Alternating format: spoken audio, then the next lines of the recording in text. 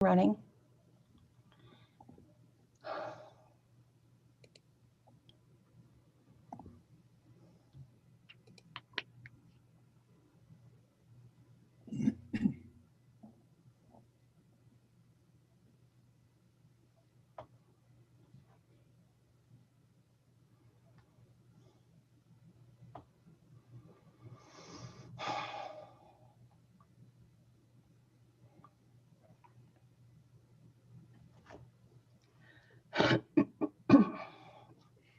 And we are live.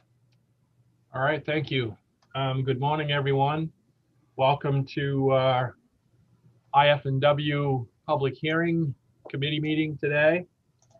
And as you all realize, this is an electronic meeting, and please bear with us. There's glitches and more glitches, and we'll be trying to work through them. So we ask for your patience. It's also being streamed live on YouTube, so you can watch it there. Also being recorded. Make sure your name is the way you want to be recorded on the bottom. I think most of you now have it set at the bottom of your screen, so that when it's time to do our voting, Linda can do our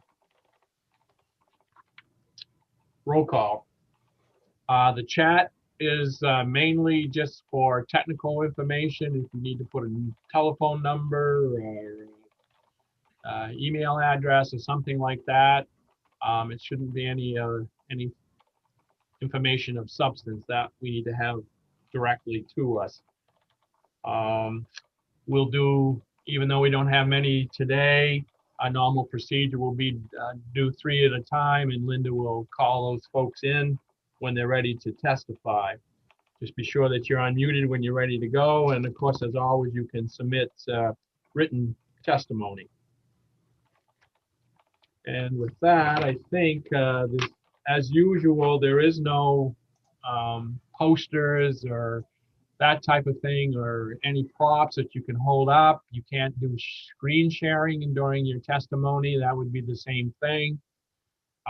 Representative Landry and I, during these meetings, have to be the background police, in that we have to check and make sure there's something that is inappropriate on background or on a t-shirt or anything like that.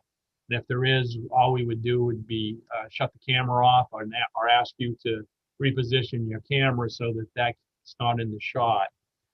And only committee members can ask questions. So we will begin by committee introductions, and I'll go right in the order on the screen that I have. And so first is Senator Black. Good morning, Senator Black, representing Senate District 17, which is all of Franklin County and 4 towns in Kennebec County. Next is Representative Landry. Good morning, Scott Landry. I represent Farmington, New Sharon, District 113. Representative Neto. Good morning, Kathy Neto. I represent District 78, which is Winslow and a portion of Benton. Representative Terrio. Good morning, Tim Terrio. I represent District 79, which is Albion, Benton, China, and Unity Plantation. Senator Curry. You're muted, Senator Curry.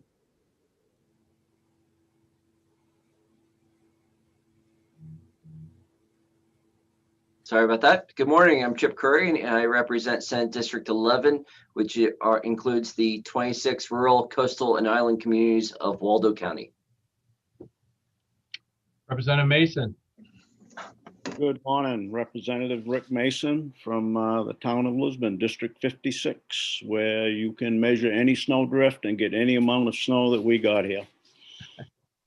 Representative Martin. Danny. Good morning, Mr. Chair. Danny Martin. I represent House 150, located in northern Aroostook County. And this morning we do have plenty of snow. Representative Ordway. Good morning, Lester Ordway, District 23, which is part of the town of Standish. Representative John Martin. You muted, Representative Martin. Me okay? I can hear you now. Okay, John Martin, District 151, Northwestern Aroostook County. Thank you. As other members join us, we'll have them introduce themselves at an appropriate time. Our clerk today, as usual, is Linda LaCroix, Good morning. and our analyst is Rachel Olson. And I'm Jim Dill. I represent Senate District Number 5, Northern Penobscot County, and I am the Senate Chair. And we have two bills to talk about today, and then I think a brief presentation or discussion with the department about airboats, possibly at the end of the public hearing, but we will see where we are with that. And our first one is LD 10, an act to allow resident hunters to harvest 2 bears per bear hunting season. And I think I have a total of just 3 at the moment people signed up to testify. And so with that, I will start with Senator Davis to introduce the bill. Good morning, Senator Dill. It's nice to see you again. You too, sir. Representative Landry, I'm Paul Davis. I represent Senate District 4, which is all of Piscataquis County and parts of Somerset and Penobscot. Excuse me. I'm here before you today to present LD 10, and I'm reading this, as you can probably tell, an act to allow resident hunters to harvest 2 bears per bear hunting season. And I emphasize bear hunting season. We're fortunate here in Maine to have a very large bear population. And it's growing. It's grown over the years and it's growing right now. I think that it's important that we carefully consider as we go forward with advice and input from our wildlife specialists and the scientists, the best way to maintain the population that we have. We have seen in past years the population has grown, especially during dry years like we had this year. And the reason for that is the lack of nuts and berries and natural food that the bears have, or the bears want. So therefore they move into the more populated areas, and of course then nuisance, what they call nuisance, although some people probably call them terrifying, incidents that occur with humans making contact with bear. So all in all, it seems to me that this is a very logical time to discuss this whole issue. This is the same bill that we had last session, 2 years ago. And at that time, we worked it, and we worked it pretty thoroughly. And I believe we were quite ready to report it out when, of course, the session ended. So I brought forth the original bill. I believe Representative John Martin is going to bring forth the one that we worked on, and the changes that were made, I fully support them, but I thought that the committee should be able to see the original bill and make the judgment for themselves. There are a number of interesting facts that have come out about our session this last time, our harvest, and I would just go over it just briefly, and then I will try to answer any questions, but chances are real good I won't be able to. However, I know that the department's going to come forward, I believe, and they will. The harvest that we had last year was up considerably. They sold 12,000 permits, which is a rise from the average of 10,500, well over a 10% rise, maybe close to 15%. Interest in the outdoor activities, they claim, was perhaps due somewhat because of the pandemic. People like to be outdoors instead of cooped up in the house, and this is one place. I would be very interested if the department could supply the stats on the number of women that are now hunting bear. It's very interesting that overall the number of women has increased quite dramatically since we passed a bill a few years ago allowing their children to hunt, children under 10. The stats I got the other day were that the growth has been from 9% of the total amount of hunters that were women upwards to 14%, which is a considerable growth, and very pleased with that. Also, the harvest was up. The harvest in 2020 was 3,853 bears, which is considerably higher. And it's only about 100 bear less than the highest harvest that was in 2000 of 3,951. I'm not going to go into much more detail. I did tell you that the nuisance reports are up. The average of nuisance bear reports is 720. This last year, there was 833. In good years, when there's plenty to eat for them to eat, it's down around 350. So it increased considerably. With all of that, I would try to answer any questions, but I won't try to fool you. I don't know a lot about it. And I know that there's others behind me that do know a lot about it. So, Mr. Chairman, that is my report. Thank you, Senator. You're welcome. Are there any questions for Senator Davis?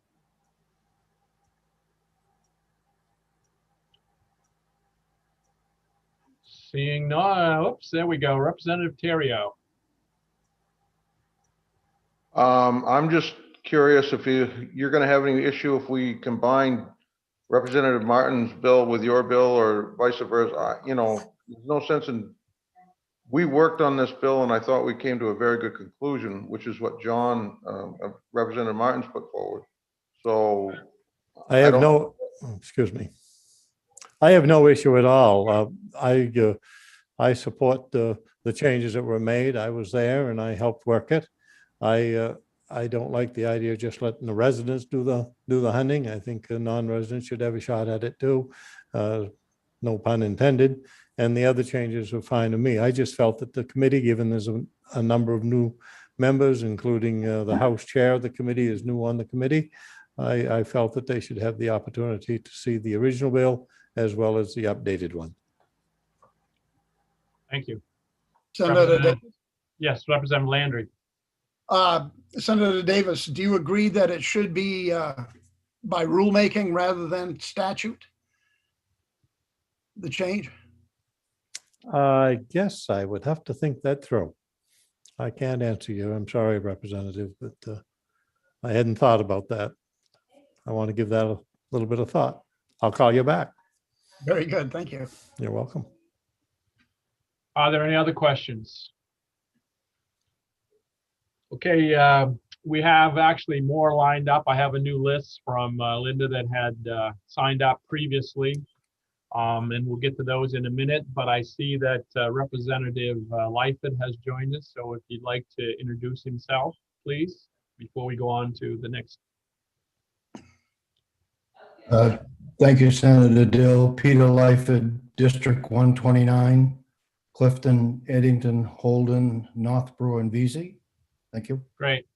So Mr. Chairman, yes. If I might, Yes, sir. I'm going to take leave of you unless there is some reason you want me to stay. I'll just ask one more time. Are there any other questions before he leaves? I don't see any. Thank you, Senator. Thank you, Mr. Chairman. You have a nice day. The next two to testify is Representative Stearns, followed by Nathan Webb from the department. I don't believe Representative Stearns is here. Okay. I will double check in case he came on late. I do not see him, so I can bring Nate in. Yep, and then after that, the next three to testify after that will be David Trahan, Julianne Smith, and Don Kleiner. So after Nate Webb, Linda will let those three in as attendees, and then we'll go down through. Before I turn to Nate, just try to remember folks testifying that we are trying to limit testimonies to 3 minutes. We don't have a timer worked out yet. So today you kind of have a freebie, but once I have the timer worked out, it will be a 3-minute testimony for all public testimony.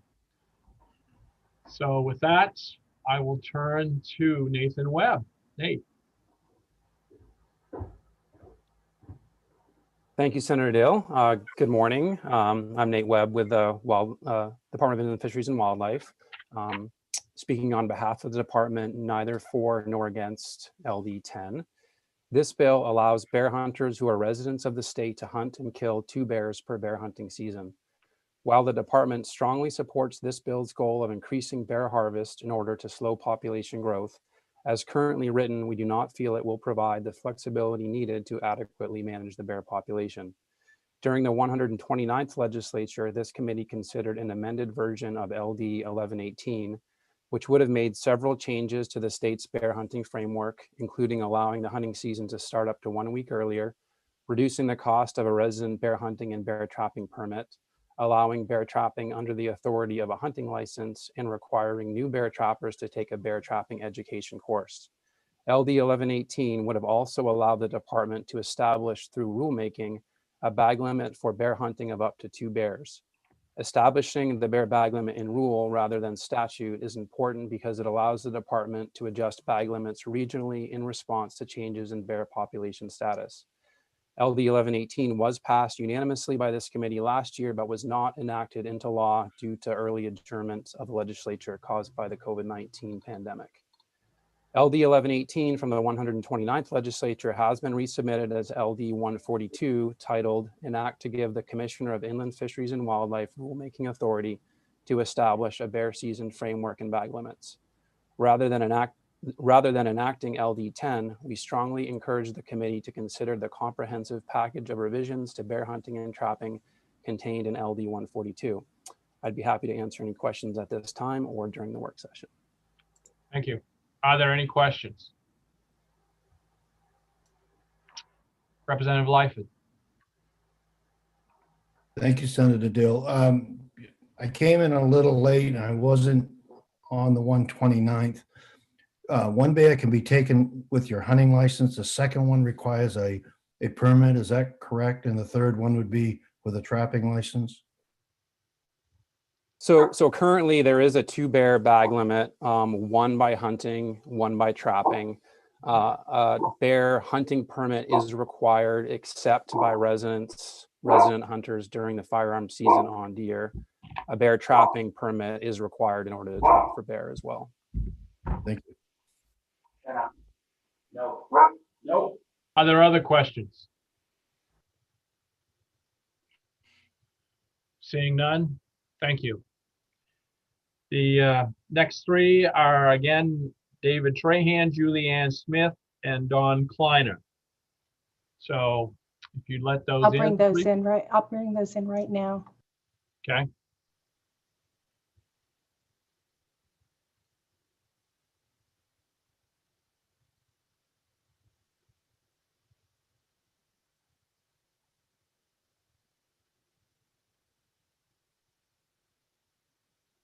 I believe they all should be coming in right now.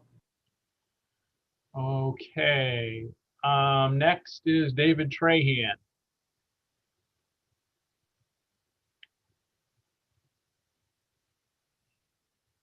And Senator, if you would just check the chat. Yes, I have others. I do see before you start, David. I do see that we have Katie Hansberry on here rather than Julianne Smith. And I don't have her on my list to testify. Is she on the list to testify? Julie? Linda? You're on mute, so I can't hear you. I apologize. Yes, I believe both want to testify. Okay. And I'm sorry if I omitted one of them. All right. So sorry about that, David. You're up. Okay. All right. Senator Dill, Representative Landry, members of the committee, my name is David Trahan, Executive Director of the SAM Institute for Legislative Action. First, the SAM Institute for Legislative Action would like to thank Senator Davis for sponsoring this legislation to expand the department's wildlife management tools to manage the growing black bear population. Unfortunately, there was some confusion between the ILA and the sponsor of this bill when it was introduced. The SAM ILA first introduced this legislation 2 years ago, and like many bills, it was lost in the legislative session. We asked the senator to reintroduce it this session. Unfortunately, the amended version was not available to us. The only version of the legislation available at the time originated was with the department. Although we support the concept in this bill, we want any legislation the committee passes to reflect the coalition's work. So we support the amended version that is in Representative Martin's bill. We appreciate the fact that Representative Martin was able to acquire the amended language and introduce it in a separate bill. We don't care which bill the committee uses to move this bill forward, but we do appreciate the committee honoring the hard work and the agreements made last session by supporting the amended version proposed by Representative Martin's bill. Thank you for your consideration. Thank you. Are there any questions?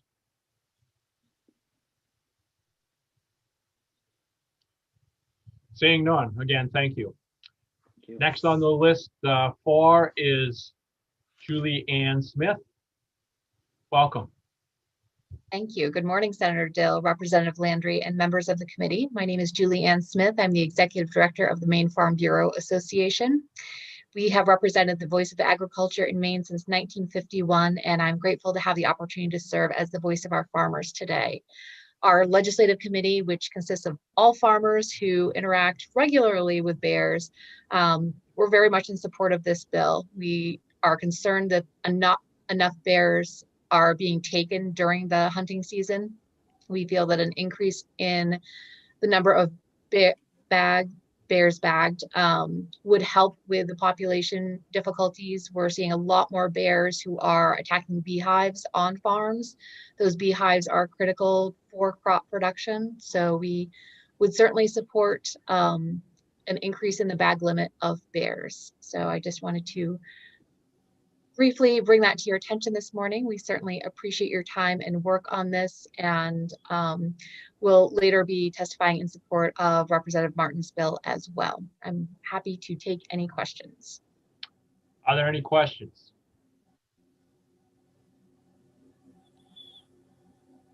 Seeing none, thank you. Thank you.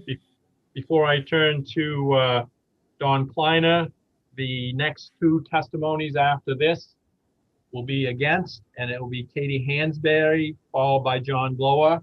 So Linda, if you want to let Mr. Glower in too, we'll proceed with Don Kleiner. Don, you're on.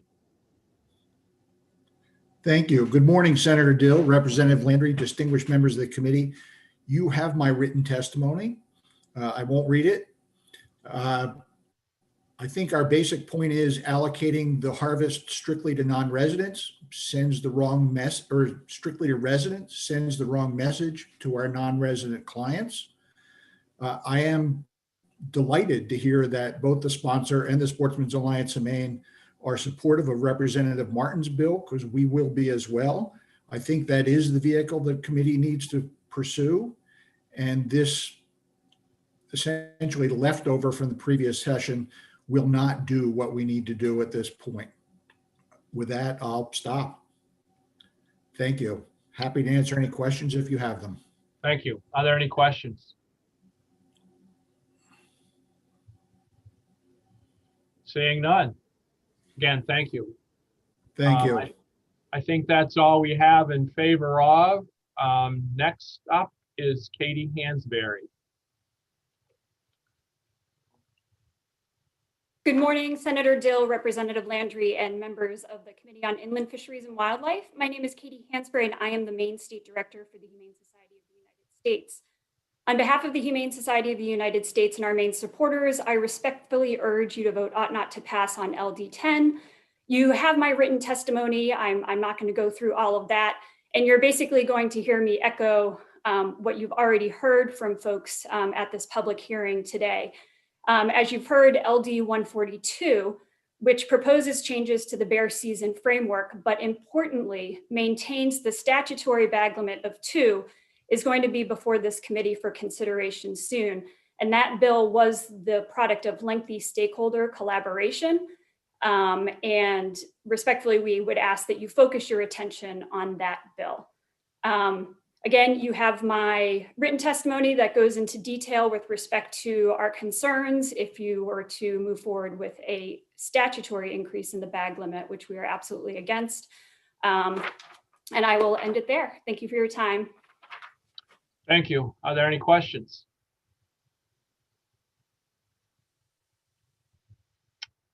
Seeing none, again, thank you for your testimony. Next one against is John Glore. John, you're up. I'm attempting to unmute him. Okay. I am now unmuted, okay? Yep, we can hear you. Thank you. Thank you very much. I am going to read my written testimony because I think it's important for folks to hear it. Good morning, thank you. 2 years ago, Representative John Martin demonstrated, in my opinion, a serious lack of understanding of biology when he told me in private that feeding bears in Aroostook County has nothing to do with bears in Augusta. It has everything to do with bears in Augusta and elsewhere. This bill is the latest attack. John, before you continue, would you introduce yourself, please? Tell us where you're from. Oh, I'm sorry. John M. Glower Sr. from South China. Thank you. Thank you. This bill is the latest attack in the decades-long war on Maine wildlife and wildlife advocates.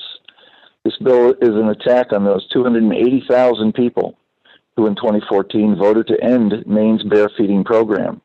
This bill is not for Maine people. This bill is solely for the benefit of a bear hunting industry, and I include IFW as part of that industry, and a tiny sliver of Maine people who get a thrill out of killing bears. Maine's bear population, according to IFW, is nearly double what it was in 2004, when we had the first people's referendum to end the bear feeding program. At that time, IFW told us that unless the voters approved continued bear feeding so that bears could more easily be killed, Maine's bear population would explode. Well, a majority of voters believe that lie, and by IFW's estimates, the bear population has since exploded. Maine's so-called bear research has become little more than a public relations stunt, a dog and pony show for the press and politicians. Maine's bear feeding program is intended to grow more and bigger bears for hunters and trappers, and it is working phenomenally well. IFW's biologists learned decades ago that bear reproduction was increasing, but they did not dare offer a reason. The only reason was and is the reliable dumping of millions of pounds of food at thousands of feeding sites during the summer and into the fall when bears are fattening up for the winter. A fatter bear produces more and bigger cubs. IFW knows this. A growing bear population needs more room. IFW knows this, and I hope the members of this committee now know this also. What is the solution proposed by the bear hunting industry in the guise of Senator Davis? Their solution is predictable: to kill more bears, to further enrich sporting camps, lodges, outfitters, and guides, and to bring in more hunting-related revenue to IFW. This bill is a sham and a travesty. In 2020, I submitted a petition to IFW and the Advisory Council to phase out Maine's bear feeding program over a 10-year period in order to decrease Maine's bear population to natural levels. The petition was denied unanimously. The people of Maine have tried twice to end bear feeding and unethical killing practices.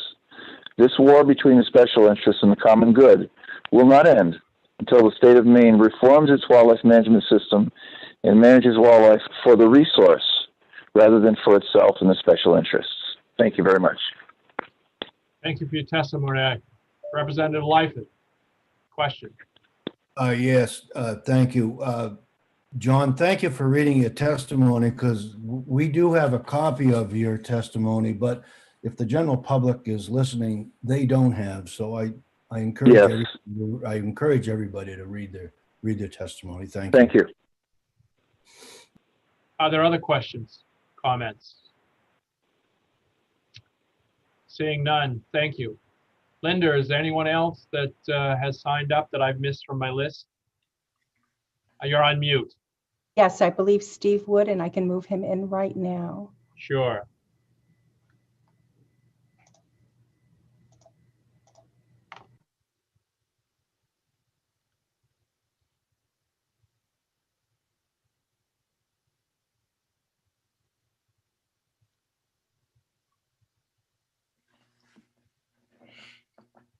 Good morning, Steve. Can you hear me?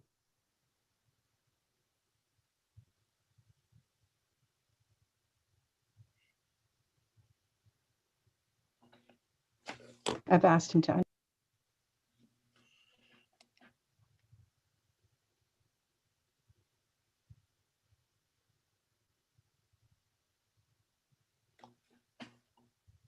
Can you hear me now? I can hear you. Thank you. Welcome. Good morning, Senator Dill, Representative Landry, members of the Inland Fish and Wildlife. My name is Steve Wood. I'm a resident of Green. I'm a master main guide and a lodge owner, and I support this bill. There's just a couple things that I think, I also support John Martin's bill, but also I feel that we haven't changed the way we hunt bear, the bear seasons since early 70s. And I'd like to see IFW move the bait season into October. I mean, I know Representative Martin's bill would allow it to open up a week earlier, but that's only going to help northern Maine. It's not going to help central and southern Maine at all. So I'll be testifying on that bill also, but I do support this bill, and I'd like to see it put into Representative Martin's bill also. That's all. Great. Thank you for your testimony. Are there any questions?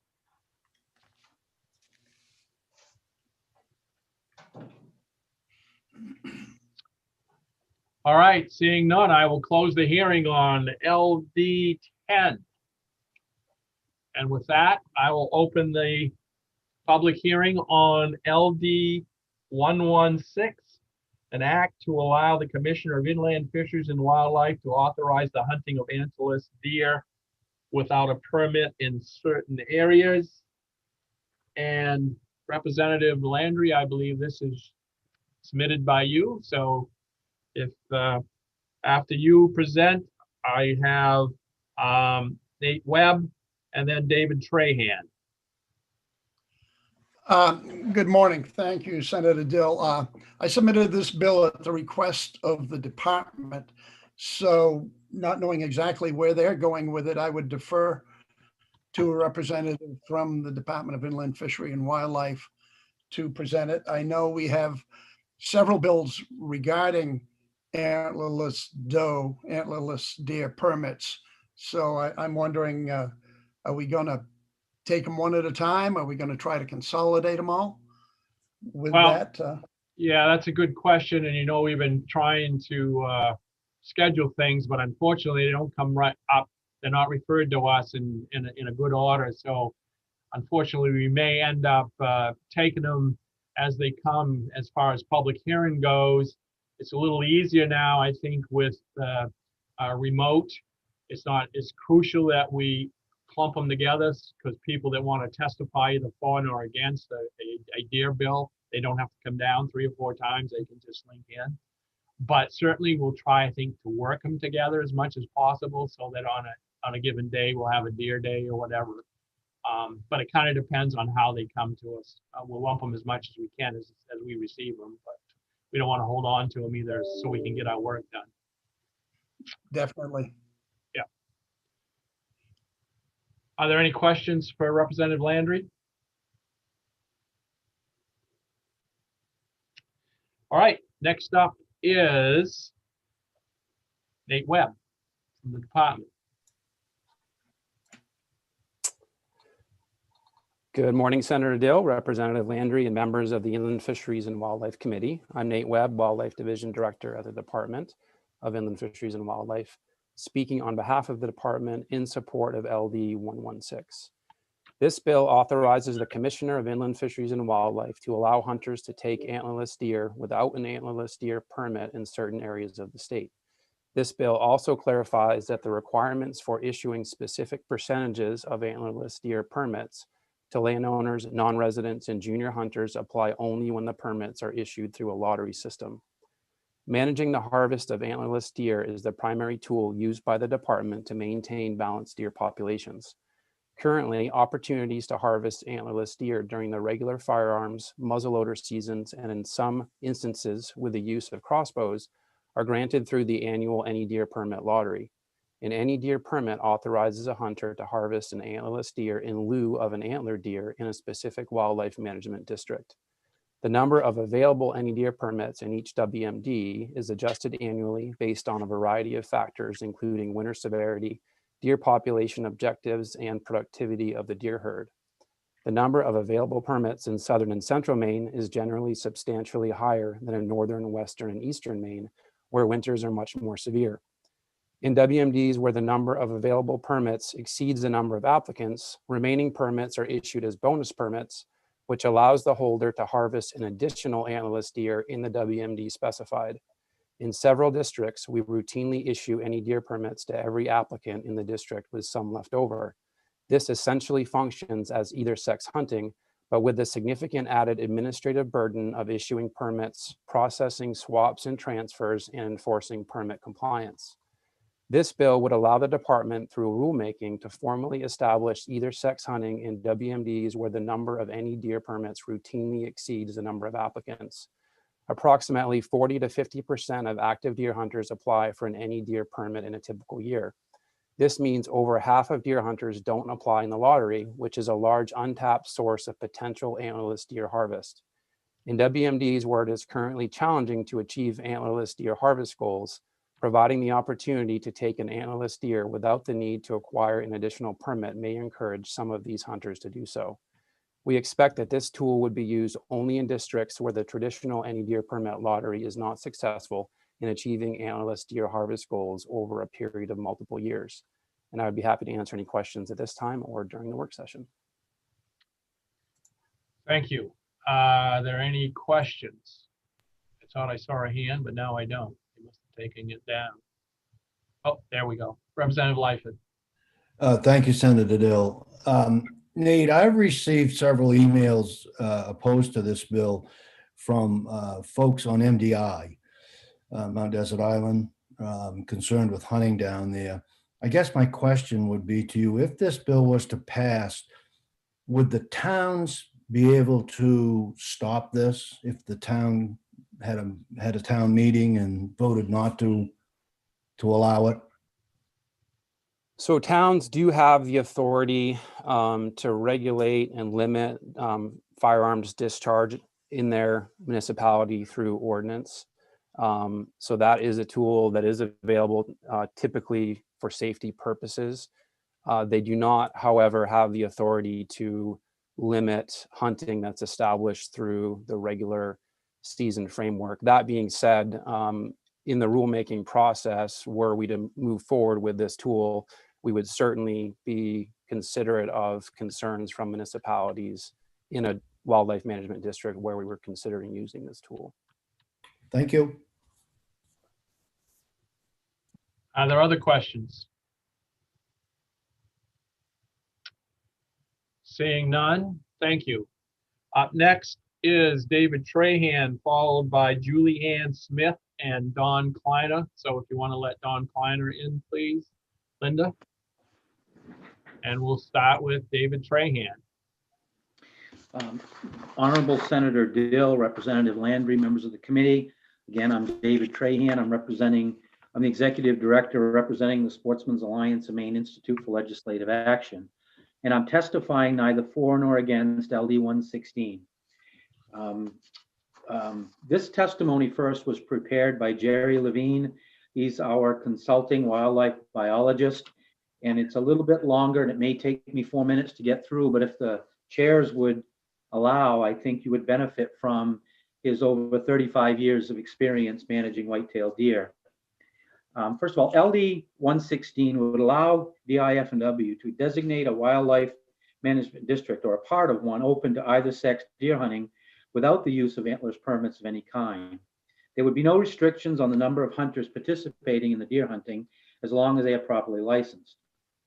The author appears to have submitted it because the department has failed to meet doe harvest quotas in some of the central and southern Maine wildlife management districts in recent years, using any deer, bonus deer, and expanded archery permits. The sponsor seeks to remedy this by allowing unlimited hunter access for antlerless deer hunting in a particular WMD or a portion of one when needed to meet its doe quotas. In essence, for that place and time, hunters would be allowed to pursue deer of either sex in that WMD, much as was the case prior to the implementation of the antlerless deer harvest restrictions in 1985. The SAM ILA is reluctant to oppose any reasonable legislation that would improve DIF&W's credibility or capability to manage deer populations. The ability to designate areas open to either sex hunting by rule as authorized by LD 116 would certainly qualify as an improvement over the current authorities granted to DIF&W. Yet the SAM ILA believes the department should realize that designating a WMD for either sex needs to be a choice of last resort in their efforts to achieve desired goals. In a wildlife management district open to either sex deer hunting, doe harvest quotas will need to be high, and achieve doe harvests will be subject to considerable fluctuation. In a permit type of doe harvest system, the IFW restricts the pool of hunters having access to doe hunting to something less than the total number of deer hunters hunting that WMD. Under either sex hunting, all hunters will have an opportunity to kill a doe. Hence, doe harvests will solely be a function of the total number of deer hunters and their average success rate. In a snowy season, success rate will increase, leading to higher doe harvests. In addition, an either sex hunting area will draw an unknown number of hunters from all over the state into that WMD. Without having some prior knowledge of the increased hunter movement into the either sex hunting area, the department risks overharvest of antlerless deer. In addition, increased hunting effort is likely to place more pressure on antlered bucks, leading to reduced abundance of mature bucks in the future. Also, migration of additional hunters may intensify landowner conflicts.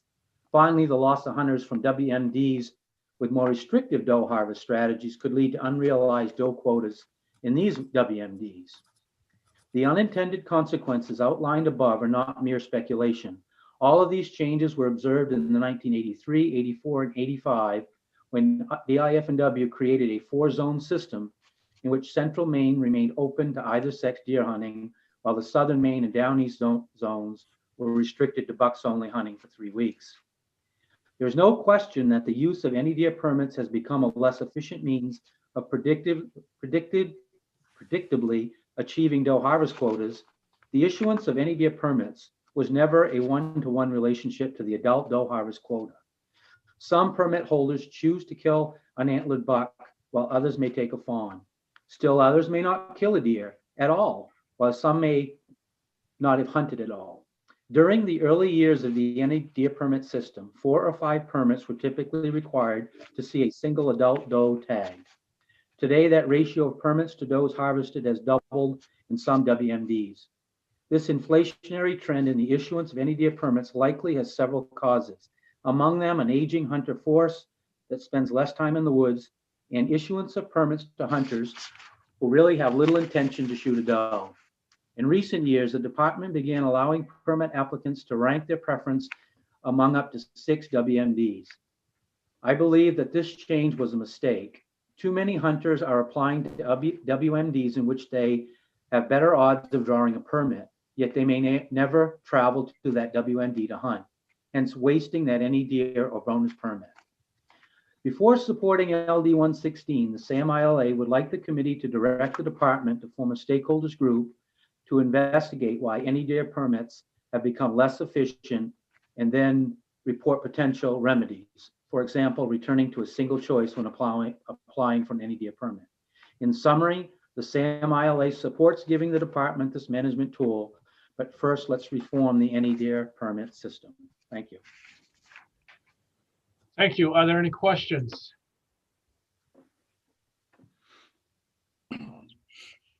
Seeing none. Again, thank you for your testimony. The next Thank three you. I have is Julie Ann Smith, Don Kleiner, and Steve Wood. With that, I will start with Julie Ann Smith. Good morning again, Senator Dill, Representative Landry, and members of the committee. My name is Julianne Smith, and I am the Executive Director of the Maine Farm Bureau Association.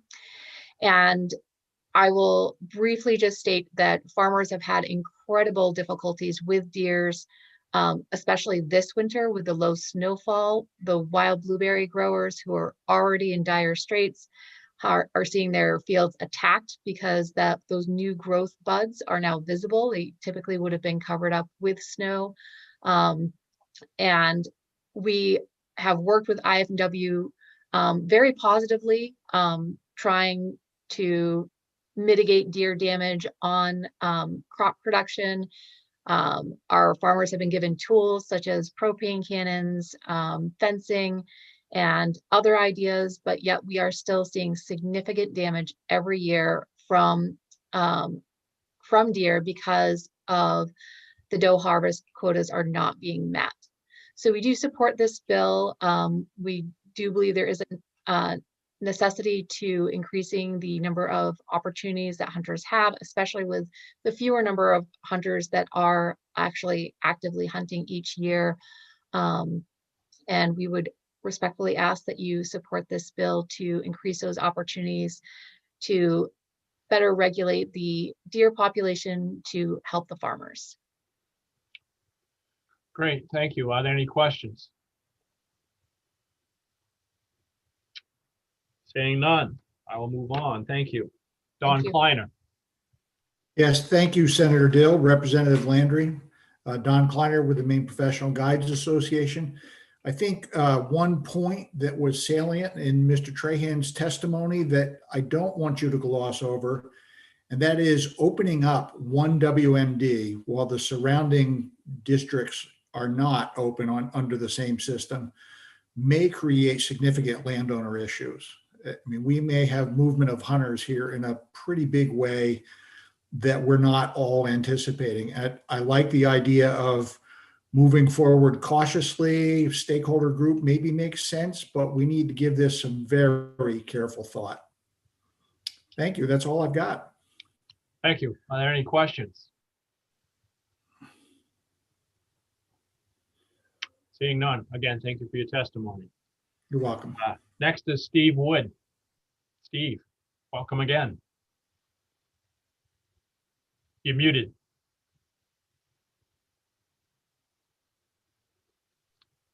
I like this system. Good morning, Senator Dill. Good morning, Senator Dill, Representative Landry, members of the IFW committee. I support this bill and its concept. I do think that we need to monitor the number of hunters coming into an MD so that we don't overtake those in certain MDs. And so I am in agreement with Don Kleiner and Dave Trahan. So mark that on your calendar. That's about all. I just have those concerns also that there may be too many hunters coming into an MD. That's all. Okay, thank you. Are there any questions? Seeing none. Linda, are there anyone else that I've missed? Is there anyone else I've missed? I have no one else on my list. I believe everybody is covered. All right, well, thank you. If there are no further questions from the committee, I will close the hearing on LD 116. Now, before we move into, I think the commissioner had volunteered to give an update today on airboats. Is that correct, Commissioner? My concern is that since we didn't put this out there may be people that would be interested in hearing this. So I think we probably ought to put it on a schedule as soon as we can So to give someone some notice, perhaps, I think next week, if we wanted to put it, when's the next schedule going out, Linda? The next schedule will actually go out, what's today? Thursday, Today, tomorrow. Wednesday? Okay, so maybe if we can squeeze it in, Representative Landry, next week, is that looks good? I'll ask actually too, I'll ask Rachel. I don't have next week's schedule in front of me. Do we have a day that we might be able to put that on without any problems? Sounds like a good idea. I don't know what the dates are. No, I'm pulling up the calendar. my concern only is that certainly some of the Marine folks would probably be interested in hearing it, and they're not here. So, and there may be other people out there that would be interested. I don't know what you have to say on it, Judy, but yeah, Senator Dill, if yeah. I may, and thank you for giving me the opportunity. We will give a full report out okay. later in the season. So this is just a brief update. So All right. Committee is aware of kind of the interim steps we're taking. Okay, that's good then. Okay, great. Thank you. ahead. Senator Dill, Representative Landry, I'm Judy Camuso, Commissioner of Maine Fish and Wildlife. And I just wanted to give you a brief update on some of the steps we're taking to try and address some of the noise issues associated with airboats. As you know, we did have a rule proposed that we did not move forward with through our advisory council. And so we have since convened a group of stakeholders, and we will be working through a consensus-based rulemaking. That group of stakeholders has their first meeting this afternoon. That is both members of residents of the area, as well as the clammers and representatives from our staff and Marine Resources, as well as both of the towns that are represented or impacted primarily by this issue. So we will begin the rulemaking process, the consensus-based rulemaking process. That meeting is today from 3 to 5. So there are designated stakeholders invited, but the meeting is of course also open to the public. Next, I think it's next Wednesday at 10, we will also be doing a demonstration on the water down in the Harrisicot River. And our goal is to have a recommendation to bring forward to our advisory council by the end of February. And then we would then go through the regular rulemaking process. So we just wanted to give you an update as to where we are and how we're moving through this. And then we will do a full report back to both committees as soon as we're able to. Great. Thank you. Sorry, miscommunication on my part. I thought maybe it was going to be broader, so. Yeah, no, just a quick update. Yep, no, it's good. Are there any questions, concerns? Representative Ordway. Commissioner, thanks for that update. Don't we already have a decibel limit on watercraft statute? And why? We do. The challenge with airboats is that the decibel limit is on engine noise, and the noise from the airboat actually comes primarily from the propeller. So very different sounds and noises, and the way we can measure those two things is quite different. And our ability to measure the propeller is not the same as our ability to measure engine noise. So there is an engine noise definition, but that doesn't really apply for the airboats. And I think anybody that's been near one knows they are pretty loud. Thank you. Other questions? All right, thank you for the quick updates. Linda or Rachel, is there anything else that we have today before I ask for motion to adjourn? Not from me. And Rachel's shaking her head no. Can I have a motion to adjourn? So moved. Representative Ordway moved. Is there a second? It's been seconded by Representative Curry, Senator Curry, excuse me. All in favor, just raise your hand. None opposed. Thank you all, and see you next week. Does Representative Leifer have a question? Yep, I just saw that. Thank you, Senator Dill. I just wanted to have a conversation with Linda, if I could. With Linda? Yeah, sure. Okay, certainly. All right, goodbye, everyone. Thank you. Thank you. Hi. I'll stay on, Representative Lyford. Thank you. Hi there. Hi. What's the phone number there? The phone number here is 287, make sure I'm giving you the right one, 1338. Can constituents call that number, or is that just for us? Anybody can call it. Okay. Now, if they want to send written testimony in, how do they do that? Written testimony is done online. There is a portal. And if you go to, let me see, maybe I can screen share this for you. This will be one of my first time screen sharing. If I can find it, hold on one moment.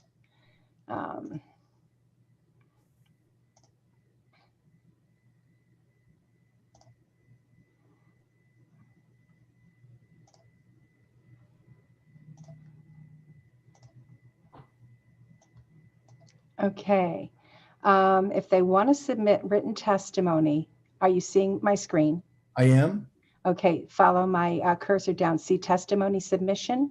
I do.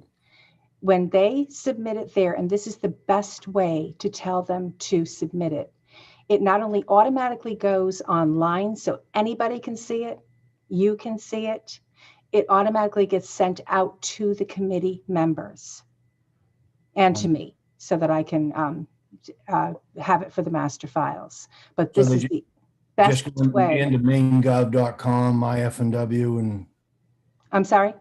go into maingov and then type in IFW. To reach this? Yes.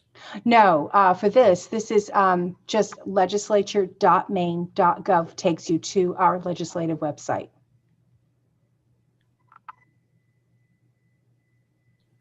Okay. And then this is the first screen. This is the home screen right here. This is the first thing that people see. So they just need to scroll down to the bottom of this gray area, testimony submission. Yep. Click on that, and then the instructions for what they need to do is really very simple. Okay. And then once they they have the option to either upload it from, a file that they have in their computer, or they can hand type it in, either way. And then once it's in there, like I say, it's automatically posted to the website, which they can then see over here, testimony display. You have to give it a little time for it to actually post, but then they can actually go in and see it there. That's where you folks can go see it, but then it automatically gets sent out to all of the members. And if they want to testify in person, like some did this recently. Right now, they do need to contact me directly, preferably via email. They can attach their testimony at the same time. Even if they've already posted on the web, it's not necessary to send it to me because I'll get it. I'll get the list, but they can. And they let me know. And I have actually, representatives sent out last week an email to all of the interested parties that gave instructions on how to do written testimony, how to do, in-person oral testimony, and how to go about all of that. What I can do, and actually I was so rushed to get it out to them, I didn't send it to all of you. I think what I'll do later today is send that same email out to all of you, and then if you have someone say, gee, I don't know how to do this, and they never got that, you can forward it to them. That would be very helpful because I have had a couple ask me. And right. When do they call you? The day of testimony? Oh, please, in advance. Please, as far in advance as you can, because then I need to get them, into an email to send the link to. And if I've got individuals all calling in that morning, I mean, I do get some, and I'm sure I will get some, but the further in advance, the better. And then I can have them in my list so that when it's time to send out the link to everybody, I can do it all in one email. My final question is that right now on my calendar, I have us on the 15th and the 17th at 10 o'clock. Rachel can probably address that better than I. Representative Lyford. Yes, we are moving our start time from 9 to 10, starting the week of the 15th. Although we do not have a committee meeting on the 15th because it's President's Day. And next week hasn't been sent out yet. Next week has been, it's been advertised. It's on the legislature's webpage. I have not sent out a calendar to the committee members yet through email, but it is on the website at this time. Okay. And then we are moving to 10 o'clock for both Mondays and Wednesdays, starting on the 17th, because there was significant conflict on Wednesday mornings prior to 10 o'clock. Very good. Thank you, both of you, for your help. You're very welcome. And just so you know, Representative Lyford, the schedule that I send out, I usually send out on Thursdays for the following week. Okay, thank you. Good. Is that it? That's it. Fantastic. All right, then I will end this meeting. Thank you.